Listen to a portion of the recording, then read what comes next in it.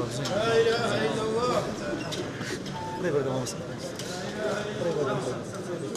لا شەری هەولێر چەند چەکدارێکی لە ناسراو هەڵیان کوتایە سەرماڵی دکتۆر وشیار ئیسماعیل لە گەڕێکی شادی و سێ فیشێکیان پێوە ناو برینداریان کرد دوای گەیاندنی با نەخۆشخانەی ڕۆژ ئاوا لە نەخۆشخانە گیانی لەدەستدا.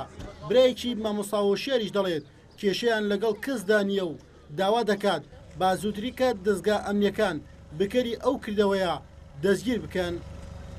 ئێمە کێشەی کۆمەڵاتیمان لەگەڵ کەس نییەوە بە تایبەت مامۆستا هۆشیار کێشەی لەگەڵ کەسدا نەبوو وەک ئاماژیان پێکرد کە کەسایەتێکی دیاری شاری هەولێرەوە دەڤەری بەردەڕاش بۆ هیچ کێشەی نەبووە و تا ئێستا ئێمە وەکو گومان ناتوانین بڵێن گومانمان لە کەسە، بەڵام لایەنی بە تایبەت ئەمنیەکان بە بەرپرس دەزانین بۆی بتوانن بکارەکانی بە تایبەت تیرۆرکردنی مامۆستا هۆشیار بدۆزنەوە. تا ئێستا ئەمە نازانین چەند کەس بوونە، بەڵام ئەوەی دەزانین کاتژمێر 10 خولەک بووە کە لە دەرگایاندا و مامۆستا هۆشیار هاتووەتە دەرەوە بە 2 گولە دکتۆر هۆشیاریان تیرۆر کردووە.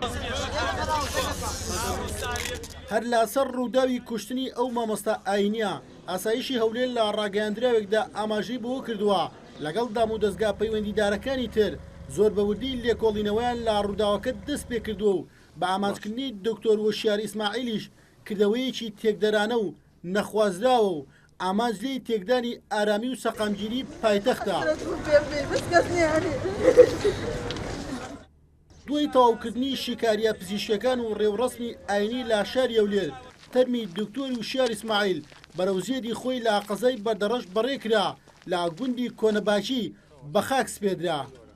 ئەمینداری گشتی یەکگرتووی ئیسلامیش ڕایگەیان خوێنی مامۆستا هۆشیار دەکەنە تێزاب و دەیکەم بە قورجی ئەوانەی نایهەڵن پێکەوە بژین. ئەوە خەڵکی ترە کە شتی تری لێ ئەوەشێتەوە لە ئێمە غەیری ئەوە ناوەشێتەوە. بۆیە خوێنی مامۆستا هۆشیار ئەبێتە تێزاب ئەڕژێ بە گیانی ئەوانە کە دەستیان ڕەشە دڵیان ڕەشە. ناخوازن کوردستان ئارام بێ، کوردستان پێکەوە بژی، کوردستان گرفتەکانی چارەسەر ببێ، کوردستان هێزە سیاسیەکان خەڵکەکە پێکەوە بن. دکتۆر وشیار ئیسماعیل مامۆستا و وتاربێژی مزگەوتی حاجی عومەر بندیان بووە لە شاری هەولێر. جگە لە وتاربێژی و بانکخوازی هاوکات بەرپرسی ناوەندی زانایانی یەکگرتووی ئیسلامی بووە. وەزیری ئەوقافیش بە وەکالەت دەڵێت کوشتنی ئەو مامۆستا ئاینیە یەکێکە لە کارە قیزەون و ناشرینەکان کە دەرهەق بە مامۆستایانی ئاینی کراوە. کوژرانی ئەو اختیارکردنی ئەو پێم وایە دەستێکی ڕەشە بۆ ئەوەی ئاژاوە و وە پشێوی لە کوردستان و بە تایبەتی لە هەولێر بنێتەوە و ئێمە بە لەدەستدانی ئەو بەڕێزە بەڕاستی زۆر خەم ناچین و زیانێکی زۆر گەورەیە بۆ ئێمە. چکە مامۆستا وشیار بەڕاستی کەسێکی زۆر میانڕەو بوو و کەسێک بوو زۆر پێشنیار و بۆچوونی باشی دەدا حکوومەتی هەرێمی کوردستان. یەکێتی زانایانی ئاینی ئیسلامی کوردستانیش لە ڕاگەیاندراوێکدا دووپاتی کردوێتەوە. تیرۆرکردنی دکتۆر وشیار تەنها لە دژی خانەوادەکەی نەبووە، باوکو دژی دەنگی مینبەری مزگەوت و خەڵکی کوردستان بەگشتی و هەولێر بە تایبەتی بووە.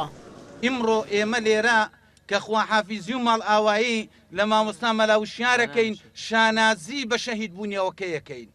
بەناحەزان و دژمنان و تیرۆرستانیش ئەڵێین ناسنامەی ملەتی کورد هەر موسڵمانەتیە و مامۆستایانی ئاینیش هەر بەرگری لە حەق و پەیامی ڕاستەقینەی ئاینی پیرۆزی ئیسلامەکەن. بۆیە ئێمە وەکو یەکێتی زانایانی ئاینی ئیسلامی کوردستان پرسە و سەرخۆشی لە خۆمانەکەین. مامۆستا وشیار لە ئێمە چووە ماتەم ڕائەگەینین.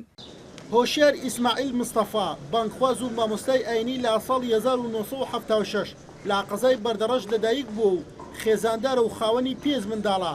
لە ساڵی 1999 ئیجازەی مەلایەتی وەرگرتووە و ساڵی 2003 کۆلێژی شەریعەی تەواو کردووە. هەروەها لە ساڵی 2007 ماستەر و ساڵی 2013 دکتۆرای لە تەفسیردا بەدەستهێناوە. ماوەی 13 ساڵە وتاربێژە. هێرش قادرێن ئارتی هەولێر.